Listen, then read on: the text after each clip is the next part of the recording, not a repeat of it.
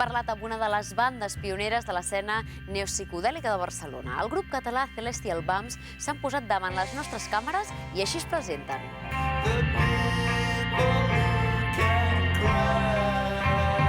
Jugamos con un muro de sonido, con bastantes guitarras, teclados, hacemos unos desarrollos bastante hipnóticos. Nosotros siempre decimos que se puede hacer un acústico con las canciones de Celestial Bumps si queremos. Bueno, en cuanto a las influencias de Celestial Bumps, por un lado la Velvet Underground, también a los Doors. También Pink Floyd, miramos más para el otro lado del océano que para este, ¿no? Más para Norteamérica que para Europa.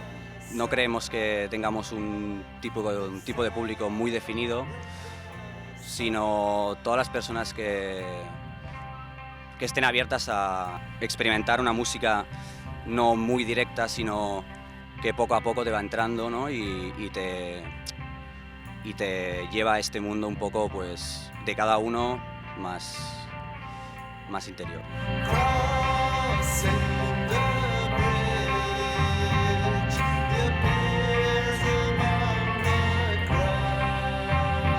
Bueno, Psilocybin Sounds, nuestro sello afincado en Glasgow, bueno, nos conoció a través de nuestro primer disco. Si todo va bien, nuestro tercer trabajo también saldrá con Psilocybin, esperemos el año que viene. Pues ahora mismo la idea es centrarnos en nuestro tercer disco y reafirmarnos un poco también a nivel nacional, coeditándolo con algún label de aquí y un poco reafirmando todos los buenos inputs que hemos tenido este año.